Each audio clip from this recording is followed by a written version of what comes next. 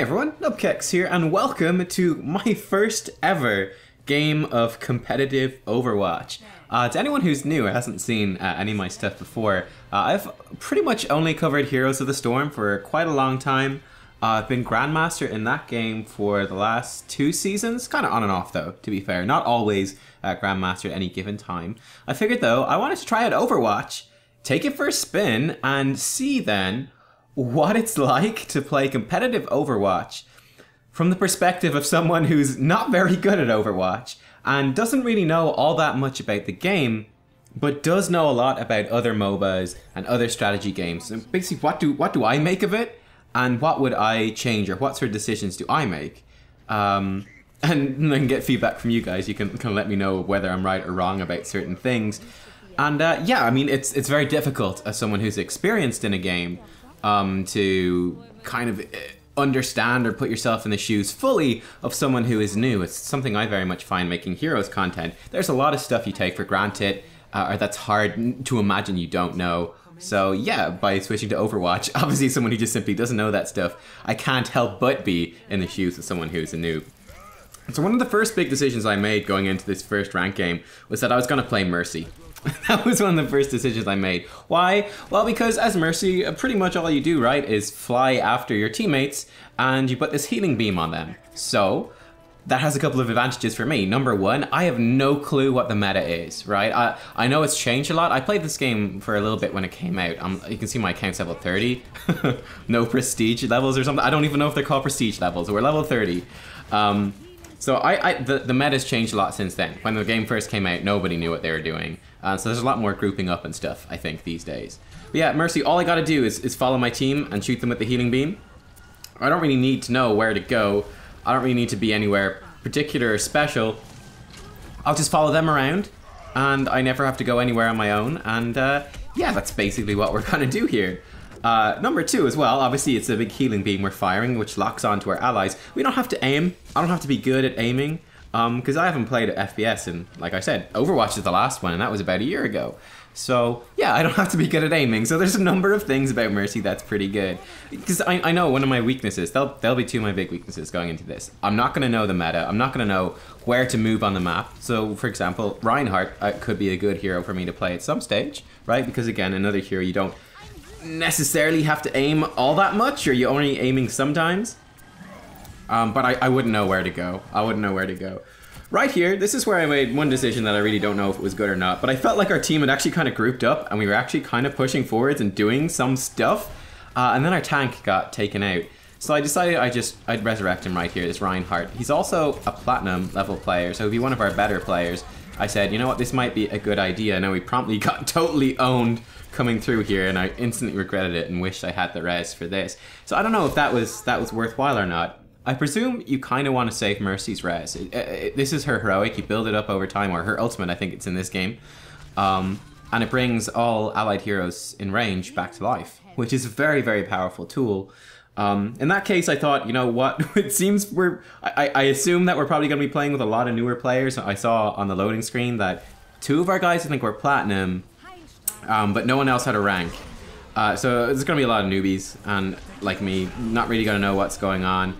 And it's going to be horrible. He just got wrecked by Genji's heroic. I don't know if there's any way to avoid that, or if there's anything much it could have done in that sort of situation, or if it was just placed perfectly to kill me. I actually don't know. I killed one of our teammates as well. I know.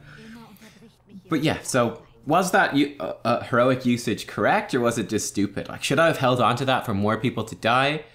I'm not sure. One thing about this map I really noticed is that you have to walk really far from the spawn to actually getting onto that point to contest against the enemy. So it's kind of hard. I don't know if all the maps are like that. I don't think so. I think this is one of the things I noted when I was playing this when the game originally came out, but it was that, well, it's pretty far. You have to go quite a distance to actually get across and start attacking this point. But it's probably still a waste, I would assume, to use my resurrect to bring people back to life. Anyway, right here, this is looking pretty decent. We got 1 teammate down. You can see him holding on to this heroic for a little while longer. 2 teammates down. I'm thinking now might be a good time, so I pop out the resurrection. Soldier dies promptly afterwards. I was not paying enough attention, and he dies. If I'd held on to that for another second, he would have been back alive. But yeah, right there, I figured there's a number of us pushing in on the point. This has to be a good time to go in and start trying to make plays. You can see I'm trying to lurk behind my team as much as possible. and to heal them. And I'm switching between Mercy's two beams. We got the blue beam, which is the right click one, that boosts their damage, and then we've got the healing beam, which is the left click, which well, heals them. So effectively, I'm trying to keep the damage beam on the damage dealers as much as possible, and then I just heal up anyone that needs healing as soon as they need it. One of the things definitely struck me, right? I've watched a tiny bit of Overwatch, like a very, very tiny bit, just kind of curious, tabbing in to watch some games and stuff. I'm pretty sure, I know the meta will change from time to time, but I'm pretty sure that like 2 supports is generally considered to be a pretty big deal here. But there definitely were not multiple supports being run. I was the only one for this entire game. Again, we're contesting here on this point, so I decided I would just resurrect everyone, get everyone back up alive. It felt like we'd pushed the enemy team off. We're making a really good push here. We've also run out of time. We're in overtime to take this point, so kind of the last final push, throwing out my heroic and healing everyone up as much as possible. Roadhog comes from the side and hooks me in and kills me, so I am very much dead.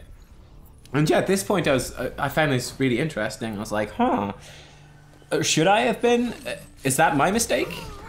Or is that just like a good play by him?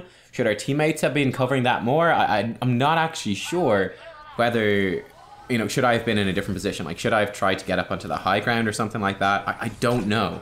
I died a number of times in this game, as you'll see. We're gonna play both sides of this. Right, that's how it works in competitive, I think. You play, you know, you're on the attack and then you play while you're on the defense.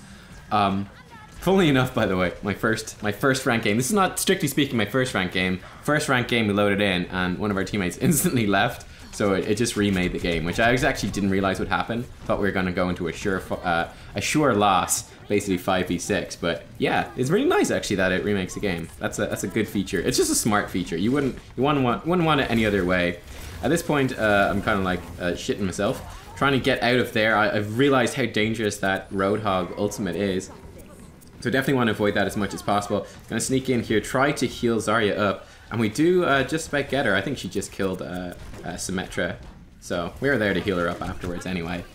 But yeah, we're the only healer here, which I'm pretty sure. At least we have a Zarya and also a Reinhardt, so we do have a couple of tanks, which is nice. But yeah, I'm not sure what the meta is precisely, but I'm fairly certain you want more than one healer. It seems pretty good. That's kind of something that struck me, was, well, I can only heal one person at once. It's pretty intense. But like, if I get killed, like, I mean, like that, he hooked me this time. He didn't quite get me though, thank God. But if I get killed and like Roadhog walks around the side again and hooks me and I'm just dead, just like that, well, it's pretty bad news, right? It's pretty bad news. There's no healer then. There's no one there. Whereas if we have another support that can maybe protect me a little bit as well, we can kind of protect each other. That probably works out a little bit better. So I just found it was interesting in this game that people not really paying attention to that or kind of going by that at all. Trying to keep her alive. I'm actually going to resurrect our teammates here as well. Not sure again if this was the best time, but we had a couple of people dead, so I said, you know, what the heck, we'll just resurrect them. Trying to jump around, actually jumped the wrong way. Looks like you jump towards whoever you're healing. That's good to know. And going back to doing damage boosts. One of the big things I noticed in this game as well, I was like, I'm trying to damage boost, like this happened. This bastard, he keeps killing me. Oh, I don't know, like, is this something I should be aware of? Or is this a problem with, like, our team? Like, is it we're not creating enough forward pressure? Because obviously there has to be opportunity cost of that, right? If Roadhog comes around the back, it means that he's not at the front, so that should give us some advantage in pushing forwards. In fact, our team's doing a great job pushing forwards here. So, I don't know exactly. Is that a common strategy, or how does that work? How does that fit in? That was one of the big questions I had. Is there some way I should be trying to avoid this or deal with this? One of the things I also noticed was I was trying to damage boost our Soldier 76 quite a lot. I figured he's a really good target damage boost. But I kind of felt like he wasn't actually shooting anything or doing much damage most of the time. I don't know. Maybe he was, maybe he wasn't, but I was fairly skeptical at certain points, and this is looking pretty dodgy. I was like, I'm definitely gonna die here. We're just gonna try to heal up the Zarya and hop around a bit, but there's nowhere for us to go. All the damage are dead, the tanks are somewhere else, and things are looking pretty nasty. We've pushed the payload up quite far though, which is good, but we don't have much time left, only 30 seconds left, and we've got more people dead here.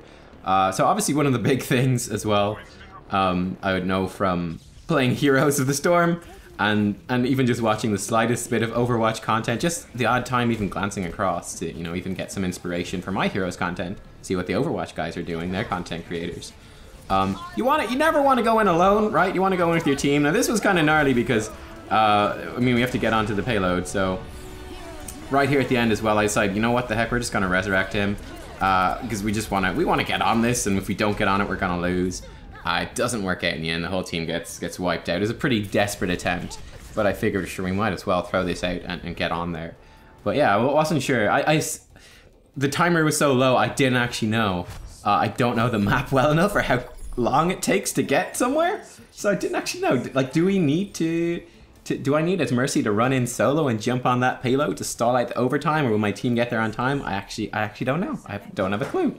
Anyway, we're on defense now. We're going to try defending this, and once again, I'm going to hop onto the Mercy. Okay, don't start off as far forward as those other guys did. I like Just this start at the point, okay? We got ourselves a captain. Preferably at the high point. This guy was being our team leader. I thought that was really cool, throwing out some of the tips and some meta advice. I think that is something that's quite a bit more prevalent in Overwatch as opposed to Heroes, is voice communication. Obviously, it's built into Overwatch properly, whereas it's not built in properly to Heroes. But Heroes being, you know, you have a mini-map. It's a slower paced game. The games typically take, you know, around 18 minutes or so. You know, they can be as short as 10, they can be as long as, well, sometimes into the 20s. You know, they're a lot longer games and they're slower paced, so there's less need for communication in Heroes, and you've got pings, which are non-vocal communications, which you can ping onto the minimap, and you kind of know what's going on at all times, whereas in Overwatch, because it's first person, it's much different. But I've personally found this very helpful. I think this probably made a pretty big difference to this level of play, which I assume is Platinum at max, because that dude is Platinum, and then probably, I would assume, lower skill for these other guys, but I don't really know. We'll just jump down, and we'll fuck them up then. And again, I don't know if this is like necessarily a good strategy or a bad strategy, but I was like, at least we have a strategy and everyone is grouping up, we're setting up together. This looks pretty nice. Like we've got ourselves a bit of a game plan. Again though, I think I am the only support, which is kind of interesting. But yeah, I thought that was really, really cool. I was actually a big fan of that. I was also at this stage kind of thinking to myself, I was like, I should probably, I want to switch to Bastion. Now, he's sieged up there, so I don't think he's gonna be able to shoot people. And we saw them coming in from the left. I didn't have the voice thing set up, so I couldn't say. But that's definitely something I know I could make a big improvement on myself, would be to, well, once I actually understand the meta, I can, you know, explain the meta and stuff like that. I can talk about what's going on. I can even just doing, I think they're called call-outs, you know, let my team know, guys, they're coming down the bottom when I spot that. I noticed that, I'm pretty sure this Platinum dude is the only guy who was actually talking in the game. Okay. And I assume that's actually a very important part of what makes a good Overwatch player, is being able to communicate. Much like in Heroes of the Storm, you know, being able to ping and stuff is pretty important. I think even more so in Overwatch, though, is probably important. And certainly at this lower skill level, where you will be playing with people like me who've playing their first competitive game ever, and it's like their 10th game of Overwatch like, in the last year, full stop. I don't really know what's going on, so even that little advice of come here or go there means quite a lot to me. Here we're going to switch over and we're going to start boosting this Bastion. Yeah, Bastion, that's what it's called. And just healing our team up. And it looks like this defensive posture, this position is working out really, really nicely. We're going to try help him out as well. We're starting to get shot here, so we're going to get out of there. We're also grabbing this armor packs that Torbjorn is throwing down. He's the dude who builds the turrets. So I figured, again, I assume that as Mercy, as the solo support, I'm pretty much priority number one to grab those. I want to have those at all stages. But yeah, we're putting up a really good defense here, it seems like, and we're doing a really good job. Enemy team has not been able to get in too much. And one of the things that really struck me as well, across all these games, was that some of what, rip? He's gone. He doesn't need healing anymore, that's for sure. But yeah, I figured, you know, the strategy of the game, that has to be like really tweaked. I didn't not know what the fuck was going on there. I was completely clueless to what was killing me. Took me completely by surprise. Oh, he's behind my back, sneaky. I had no clue what was killing me. But yeah, the strategy has to change quite a lot. For example, we got this soldier, right? I was thinking I could damage boost soldier. It's got to be really effective. Soldier and Mercy. I'm pretty sure that's got to be a great combo. He's got this sort of long-ish range, you know, gun he can shoot with. Got to be pretty good. We can damage boost him, and it's got to be pretty effective for like a lot of consistent damage output. But if he's not that good, if he can't actually shoot stuff much, there's not much point. So yeah, I don't know if there's any actual reason to do that. It looks like a whole bunch of people are burning heroics kind of unnecessarily here. I'm not sure why. I think they burned a Lucio heroic after that to try to stop the Bastion, but I mean they were on the point, so it's probably a complete waste, I assume. But yeah, it's got to affect the strategy of the game. It's like, well, yeah, I mean, Mercy might be a great character to play because she's really easy, but if your damage dealers aren't that great, then the damage boost might not be that effective either. And for someone who's better at the game than I am and wants to carry, maybe Mercy's not actually the best support. Maybe a support like, I think Zenyatta, right? He shoots the ball things. Maybe he's a better one to do because you can exploit the fact that you're pretty good at aiming and you know, kind of bring that aspect of carrying to the game. Taken out there by D.Va's heroic. That sucked. I tried to dodge it with the left shift, kind of where you fly to one of our allies. It didn't work, and we went down. I can see here as well. I find this very helpful, being able to see people through walls. This is great. This is really useful. This gives me a much better idea of where to go or what's going on the battlefield here. Gonna help our Reinhardt, who's in a little bit of trouble. I was kind of looking up at this guy. I want to get up to him. I'm gonna damage boost this Bastion. He seems to be in a good position. It's kind of this, you know, Overwatch position, you might say. So I want to try, you know, help him out as much as possible. Now we do have to come down and do healing duties for our teammates. And I felt like we were doing a pretty good job of kind of prioritizing, trying to get in position as well to heal this guy up. He's healing himself up at the same time. The enemy team is firing down or across at him, but not quite able to pick up the kill. So we're able to keep this guy alive for, I would assume, much longer than we would normally expect. And he's picking up kill after kill, and we're getting credits for a whole bunch of kills here, helping him out. But yeah, I was fairly certain I should have probably flown to that guy with left shift instead of jumping down. And something I found interesting again as well. Looking at this, I felt like we're holding this position for a really long time, and that Bastion is just sitting up there plugging away. And the enemy team is not seem able to deal. They just don't seem able to deal with it at all. Like they're not countering him at all. He's just blasting fools, and no one's able to touch him. I assume this is something that changes as you get further and further into the game. I should probably heal this guy now. Yeah, there we go. Whoops. But yeah, I mean, he's being far too effective. Our soldier ran in front of us, and I started healing the soldier instead, which was a total mistake. I didn't mean to do that. He's a tank now. Get sniped. She walks around the corner and snipes this. So I learned my lesson. Never stand still. Never stand still in this game, or you're gonna get wrecked. Again, I would assume, you know, Widowmaker flanks, maybe not super common, but who knows? Anyway, our whole team is dead now. Picked off by the Pharah's heroic, a number of heroics. So this is gonna be a good push for the enemy team. There's only 34 seconds left on the clock, and they still have got a good way to go, so I was thinking maybe we got a chance here. I was also wondering if I could run in and resurrect people, but I realized there's no way for me to get there on time. So I'm just gonna wait for my team and go in with the team. We're not gonna solo Mercy any of this. We're gonna just damage boost this this Bastion. You can see the Pharah. Actually, there we go. It does finally get countered. I feel like that took a long time for them to work out how to actually stop that dude. Which I thought was interesting. So I was very happy as the Mercy to be damage boosting and kind of babysitting that Bastion for so long and finding they couldn't really do too much about it. We're trying to heal up all of our team there, and once again we get taken out by a shotgun dude. He jumps in. I don't know if there's anything much we could do about that. We got killed in like half a second flat. We're kind of panicking, trying to keep everyone topped up as much as possible. Minute and a little bit left on the clock here as we're pushing in. This is kind of cool actually. That piece of thingy on the ground, that highlight on the ground, is clearly where the enemy team has to push the payload in order to win, which is as far as we pushed it. So we should hopefully be able to, you know, stop them before they get there, but they're very damn close, even if there isn't too much time left. I'm trying to keep our teammates here alive.